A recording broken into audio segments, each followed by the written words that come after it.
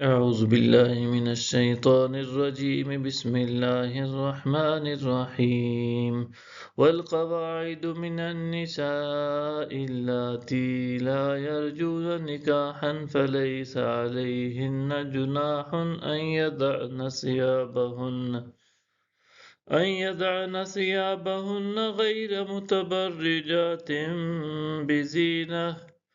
وَأَن يَسْتَعْفِفْنَ خَيْرٌ لَهُنَّ وَاللَّهُ سَمِيعٌ عَلِيمٌ۔ اور وہ بوڑھی خانہ نشین عورتیں جنہیں اب نکاح کی خواہش نہیں رہی،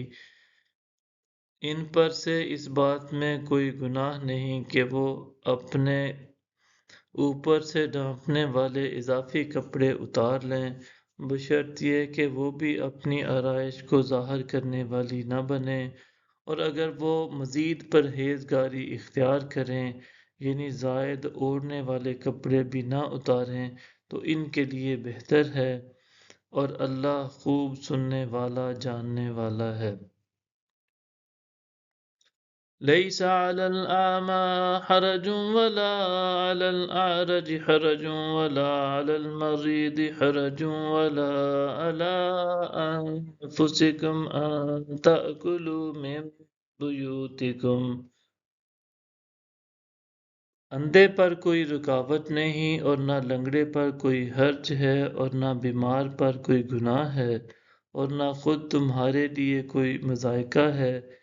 کہ تم اپنے گھروں سے کھانا کھا لو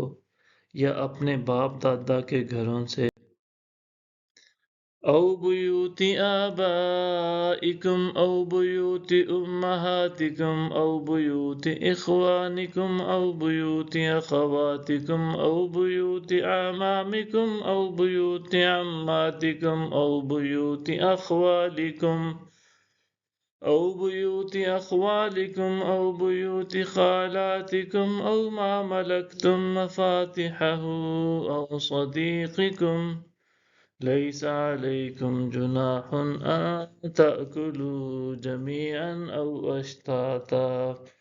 فإذا دخلتم بيوتا فسلموا على أنفسكم تحية من عند الله مباركة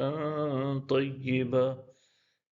كذلك يبين الله لكم الآيات لعلكم تعقلون۔ یا اپنی ماؤں کے گھروں سے یا اپنے بھائیوں کے گھروں سے یا اپنی بہنوں کے گھروں سے یا اپنے چچاؤں کے گھروں سے یا اپنی پھوپھیوں کے گھروں سے یا اپنے ماموں کے گھروں سے یا اپنی خالاؤں کے گھروں سے، یا جن گھروں کی کنجیاں تمہارے اختیار میں ہیں، یا اپنے دوستوں کے گھروں سے کھانا کھا لینے میں مضائقہ نہیں۔ تم پر اس بات میں کوئی گناہ نہیں کہ تم سب کے سب مل کر کھاؤ یا الگ الگ، پھر جب تم گھروں میں داخل ہوا کرو تو اپنے گھر والوں پر سلام کہا کرو، یہ اللہ کی طرف سے بابرکت پاکیزہ دعا ہے۔ اس طرح اللہ اپنی آیتوں کو تمہارے لیے واضح فرماتا ہے تاکہ تم سمجھ سکو۔ صدق اللہ العظیم۔